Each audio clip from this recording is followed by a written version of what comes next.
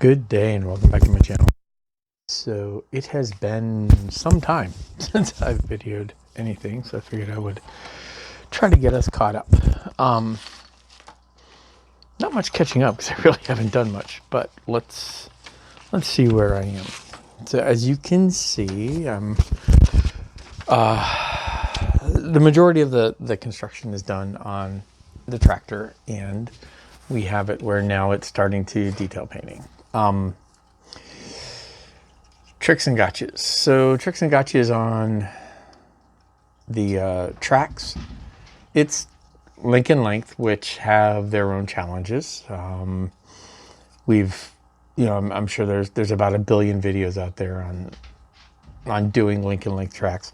The individual pieces that go around the drive wheel and the idler wheel, they don't go together very hard.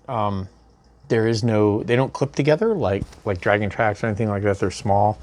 They just sort of rest together. So any of the typical procedures and methods where you just put them together and then run a little bit of Tamiya extra thin on them, let them dry just a little bit and then shape them. That's how I did it. And that's, pretty much all you need to do here.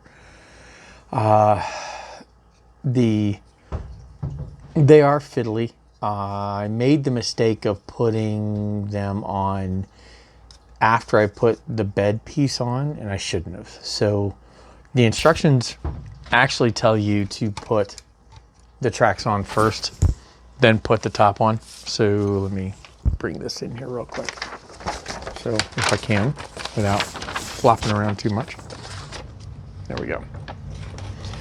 So the instructions have you put the tracks on the wheels, and then you have the whole lower assembly, and then you put the cab on, and then you put the bed on. So this is actually the only piece that I'm going to call out here as an advice really is the way you put the bed piece together. So the instructions tell you, put do this first. So put the wheels on. If you're going to paint and the painting is tricky, right? Then you want to get your lower half painted and prepped. Then the next thing it says to go ahead and put the cab on, which is good. Go ahead and put the cab on. And then it also says to go ahead and put the bed part together and then put the bed part in, which this is one part I'm going to recommend you maybe be a little more creative with. So this is fiddly. It's fiddly as heck. So the way it goes together, these pieces here, when they go in, it tells you to put the back panel on, and then put your side pieces on once the back panel's in. Now, there's nothing for this thing to sit on. This is literally what you have. It's a piece sitting on top of this, and there's this little tiny edge right there where this will mesh up, and that's it. There's nothing to hold that square. So essentially, these three pieces all kind of hold each other together. So a couple of getches is one. The instructions aren't really clear about this. They don't tell you that this piece doesn't match up to this. It matches up to about here. There's a little divot inside here for this and this. And you can see right here where that piece goes. These are very flimsy, so it flexes a lot. As you can see, mine is not true, and I'm okay with that because I'm gonna dirty it up and make it look like it's been knocked around. So I'm not too worried about it. If you were going to be worried about it, then that would be a challenge. The other piece, and this is the real catch, is these fuel fillers.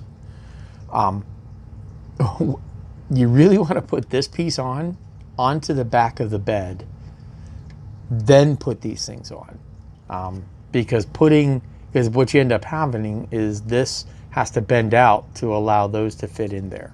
So you get a little bit of a challenge with that part doing that. So like I said, the whole thing is really fiddly. I have not put the gate on. I'm still chewing on whether I want the gate up or just, you know, flopped over. I think I'm going to go with it flopped over, just for the interest and making it look interesting. I've got the first layer of gunk on the tracks, and I'm starting on the second layer now. I've started weathering up a little bit. You can see bits and pieces where I've dry brushed a few things in here to get some scrape marks and you know, basically make it look worn. You know, painted. It's wood covered.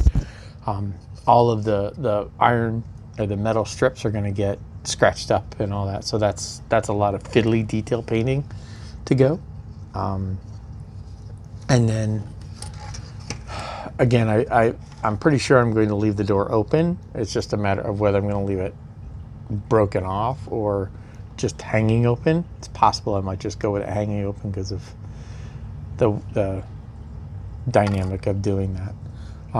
I started doing some of the chipping around the door, and there's more that I need to do. So there's a whole lot of that to do on there.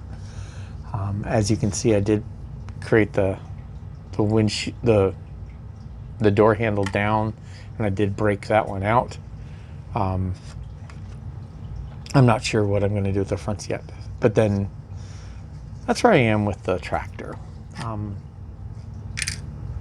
It's now in the painting stage, and this is where I get the great idea that I'm going to share a lot of what I'm going to do with the painting, and then I end up getting into it, and then one thing leads to another, and then I'm well into stuff I haven't videoed. So that's where we are here. Just now I have all the painting and stuff to do before I put the final details on to finish with the tractor.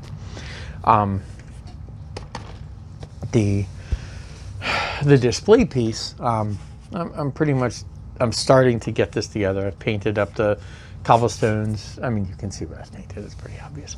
I did go through, give a bit of steel on the tracks, and I'm starting to put weeds and so forth in along the edges. I'm probably going to have this thing sitting across. I had the original thought to let the tracks be broken and sort of hanging down, but then with all of I wasn't even sure if I was going to finish up the display, so that was sort of in the air. So I'm either going to have this sitting across the track here, which I think is too close to the front. If I put it too much of an angle, then I don't have a good,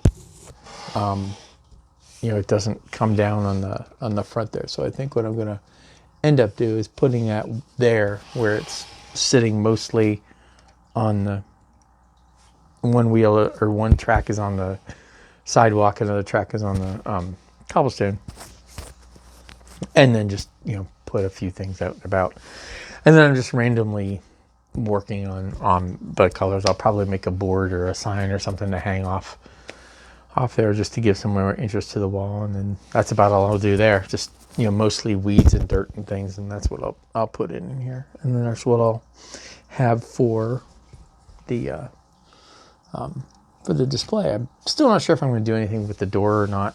Probably not, but it all depends on how much more I have to go and what strikes me. I do have, and I may have mentioned this on another one, but I can't remember. I did pick up